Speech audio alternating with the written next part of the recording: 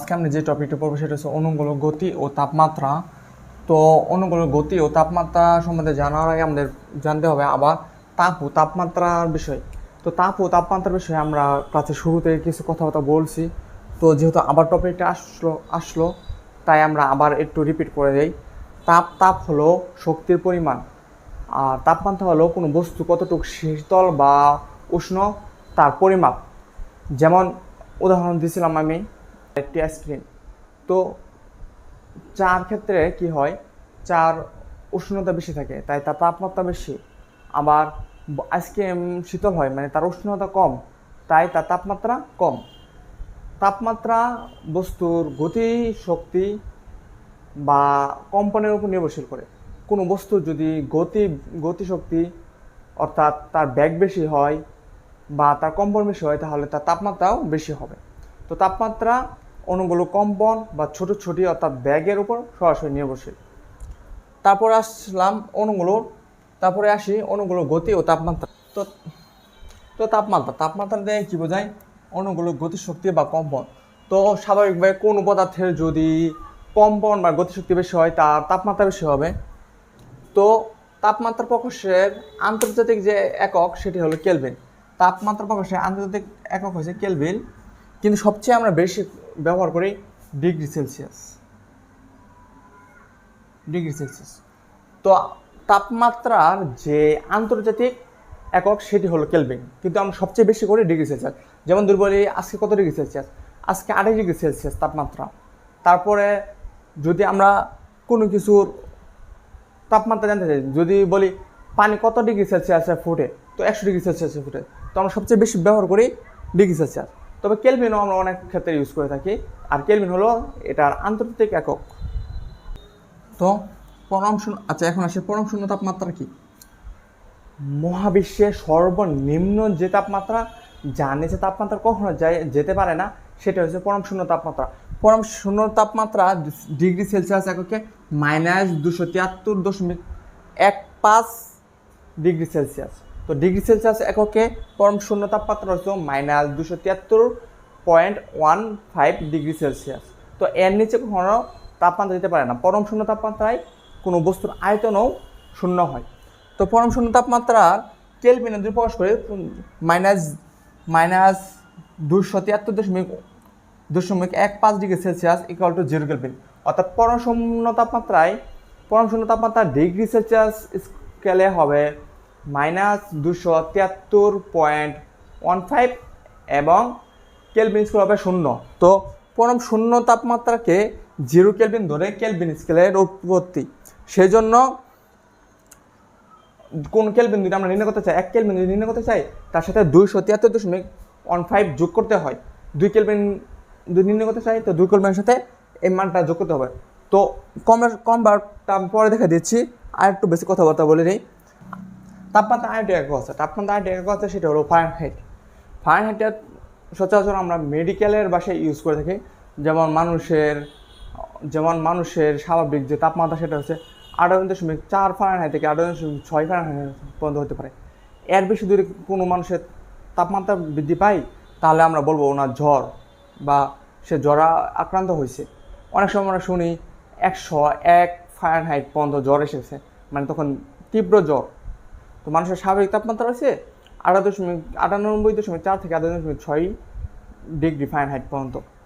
তো তারপরে আবার পানির তাপমাত্রা অর্থাৎ বরফের তাপমাত্রা হচ্ছে 25 ডিগ্রি ফারেনহাইট। তারপরে ফুটন্ত পানির তাপমাত্রা হচ্ছে 212 ডিগ্রি ফারেনহাইট। তো এভাবে ফারেনহাইট স্কেল ব্যবহার করা হয়। এর মাঝে এখন আমরা 3টি স্কেলের মাঝে সম্পর্ক দেখব।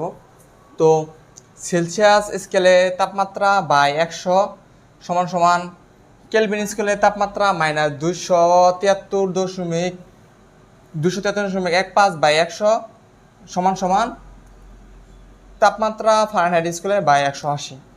তো এইটাই আমাদের অবশ্যই মনে রাখতে হবে।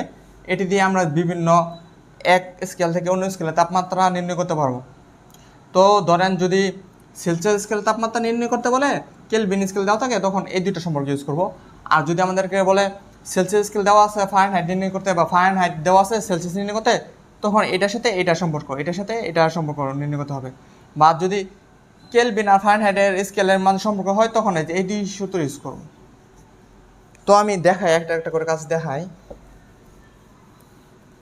দেখেন এখানে একটা বিষয়টা দেখেন, এই সমীকরণটা কিন্তু আমরা ছোট করে আনতে পারি। দেখেন সেলসিয়াস স্কেলের তাপমাত্রা বাই 100 সমান সমান কেলভিন স্কেলের তাপমাত্রা মাইনাস 273.15/100। আমরা যদি উভয় পক্ষকে অর্থাৎ লেফট সাইড আর রাইট সাইডকে 100 দিয়ে গুণ দিয়ে দিই তাহলে কিন্তু আমাদের 100টা বাদ যায়। তখন কিন্তু বিষয়টা সমীকরণটা এমন হয়।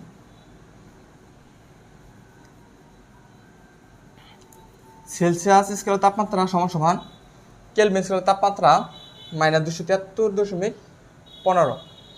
তো এখন যদি বলে কেলভিন স্কেল দেওয়া আছে ধরেন, ঠিক আছে, সমান সমান দেওয়া আছে ধরেন 35 কেলভিন, ধরেন টির মান দেওয়া আছে 35 কেলভিন। তো এখানে সেলসিয়াস স্কেল কত হইতেছে? আচ্ছা ধরেন এইখানে আমাদের সেলসিয়াস স্কেল তাপমাত্রা নির্ণয় করা লাগবে। ধরেন কেলভিন স্কেল আমাদের তাপমাত্রা দেওয়া মানটা আমাদের দেওয়া আছে 350 কেলভিন। তো এখানে সিম্পলি টিসির মান হবে TC equal to 350 minus 273.15 degree Celsius. তো এখানে যদি বিয়োগ করেন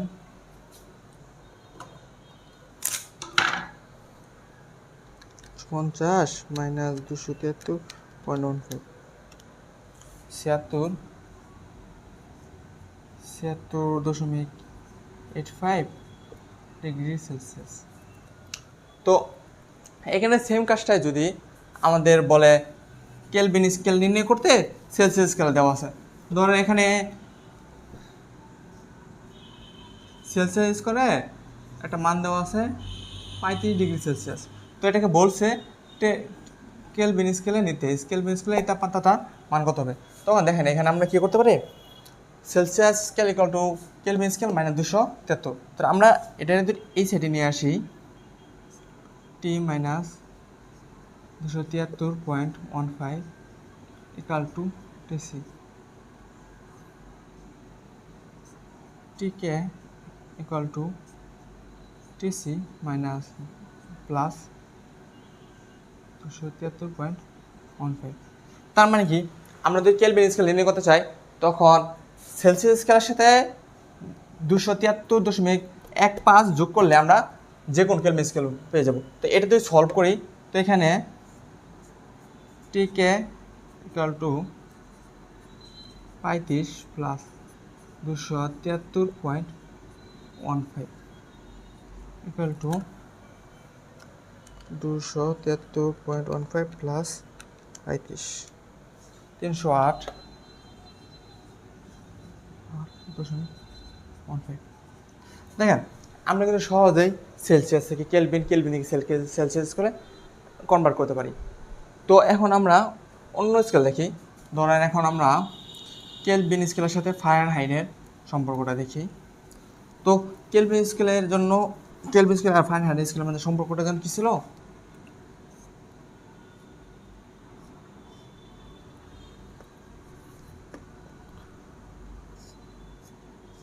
টিকে minus 273.15 by 100 equal to TF by 180। তো এখানে যদি আমরা ধরেন ফারেনহাইট স্কেল দেওয়া আছে, কেলভিন স্কেলটা নির্ণয় করবো, তখন ধরেন টিএফ এর মান দেওয়া আছে 30 ডিগ্রি ফারেনহাইট। তো টিএফ এর মান দেওয়া আছে 30 ডিগ্রি ফারেনহাইট। তো ধরেন আমরা এখান থেকে টিএফ নির্ণয় করবো। ধরেন টিএফ এর মান দেওয়া আছে 25 degree Celsius. TF equal to 25 degree, sorry, TF এর মান দেওয়া আছে 25 ডিগ্রি ফারেনহাইট। তো এখানে কি হবে, আমরা টিএফ এর মানটা বসাই দেবো, টিকে বাই থেকে মাইনাস 200।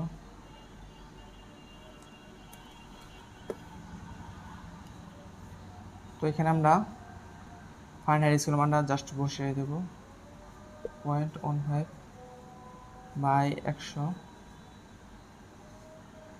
ইকুয়াল টু ফাইনালের মান দেওয়া ছিল 25 আর এখানে আছে 180।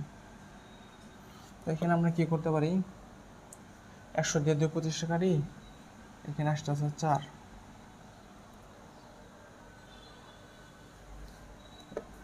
কাটলে এখানে আসতেছে 4। তারপরে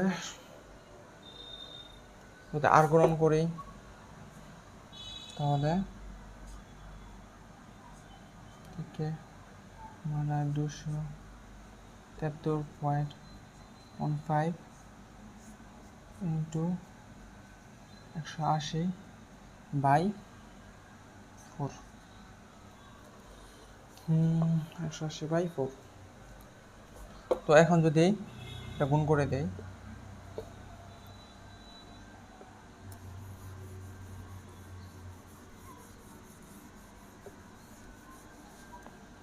তো এখন এদিকে আসি,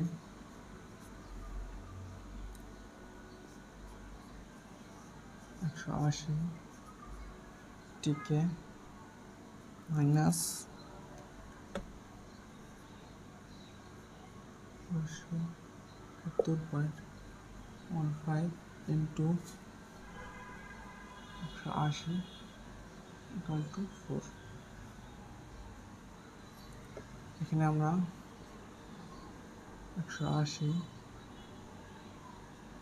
কেলভিন স্কেল মানে এটা গুণ করে দেই, 273.15 ইন্টু 180,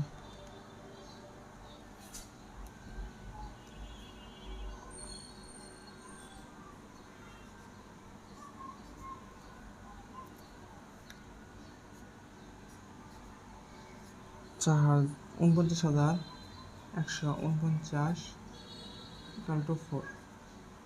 তো এটা ওই সাইডে যোগ হয়ে যাবে, 180 কেলভিন ইকুয়াল টু 4 প্লাস 149।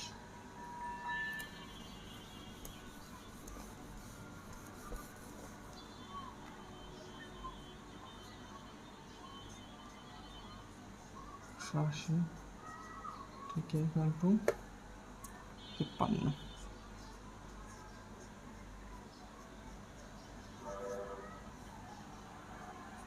অতএব ঠিক ইকুয়াল টু 50 53 ভাগ 180। অতএব কেলভিন স্কয়ার ইকুয়াল টু 49180, যেটা মান আসতেছে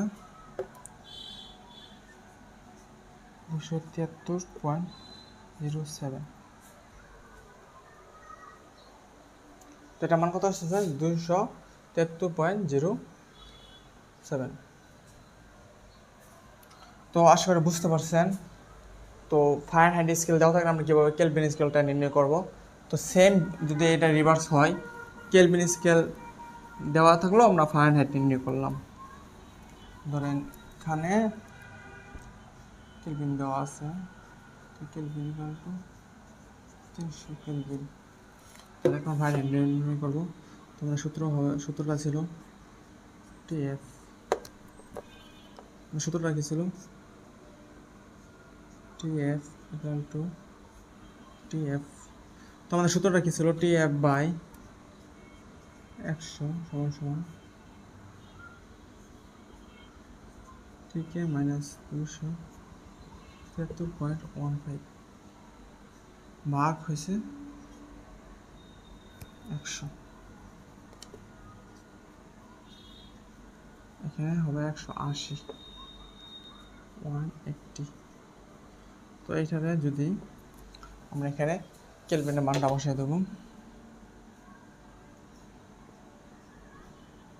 TF equal to 180 equal to 100 minus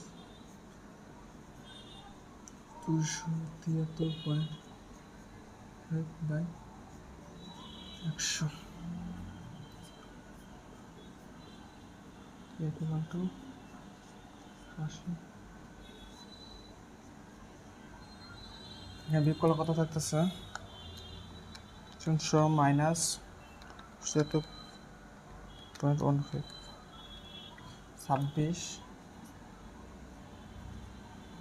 26.85 আর গুণ করলে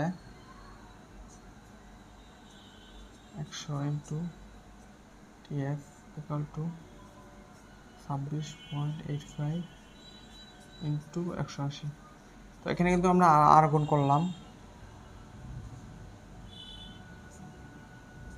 TF equal to 26.85 into 180 by 100 তো TF equal to কত আসতেছে 26.85 ইন্টু 180 বাই 1000 তো এটা কি আসতেছে 26.85 ইন্টু 180 বাই 100 আসতেছে 48.33 ডিগ্রি ফারেনহাইট তো দেখেন ফারেনহাইট থেকে কেলভিনের মান দেওয়া আছে ফারেনহাইট স্কেলে নির্ণয় করলাম তো এখানে আরেকটা সম্পর্ক হতে পারে ডিগ্রি সেলসিয়াসের সাথে ফারেনহাইটের তো ধরেন দেওয়া আছে সেলসিয়াস স্কেলে ধরেন 40 ডিগ্রি সেলসিয়াস তো এখানে সূত্রটা কি হবে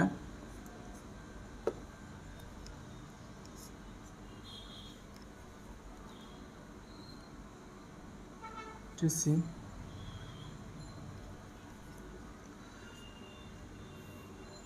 বাই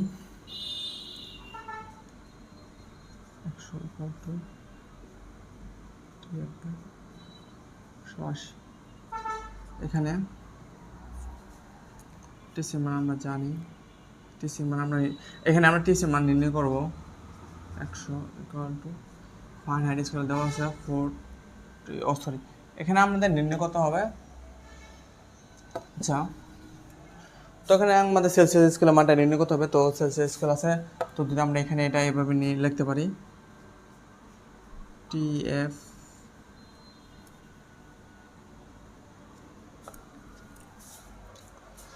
আচ্ছা ধরেন আমাদের ফারেনহাইট স্কেলটা মান দেওয়া আছে ওটা আমরা সেলসিয়াস নেব ধরেন র্যান্ডমটা নাম্বার নেই TF এর মান র্যান্ডমটা নাম্বার নেই ধরেন 50 ডিগ্রি ফারেনহাইট তো এটা কীভাবে নির্ণয় করব TC বাই 100 equal to 50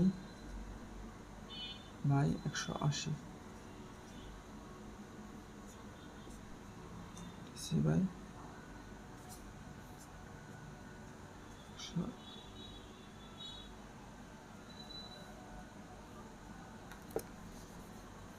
তো আর গুণ করে দেই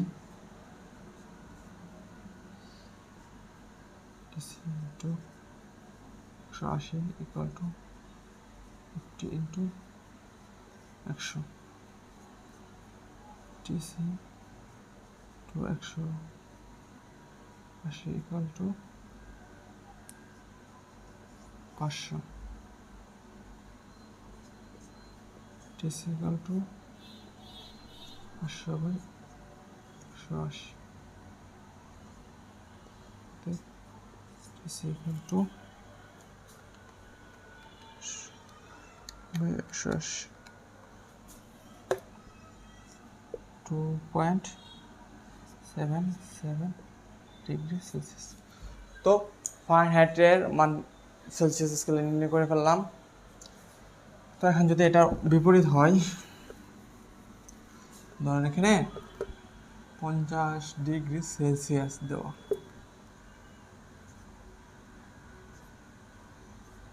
তো তখন কি করব? তখন আমরা দেখেন যেটা আমরা চাইবো, মানে প্রশ্নতে যা চাইবো, যেটা নির্ণয় করতে হবে সেটাকে আমরা বাম সাইডে রাখবো, তাহলে আমাদের ক্যালকুলেশনের সুবিধা হবে। তো এখানে চাইছে আমার সেলসিয়াস স্কেল, তো সরি এখানে আমাদের দেওয়া আছে সেলসিয়াস স্কেল। তো আমাদের কি প্রয়োজন আছে ফারেনহাইট স্কেল, এই জন্য ফারেনহাইট স্কেলটাকে আমরা বামে রাখবো আর সেলসিয়াস স্কেলটাকে আমরা ডানে রাখবো। তো যেটা আমাদের নির্ণয় করতে হবে সেটাকে আমরা সবসময় বামে রেখে দেবো। তো Fahrenheit scale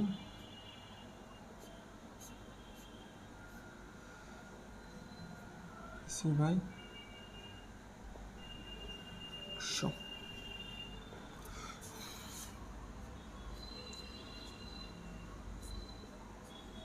TF equal to 180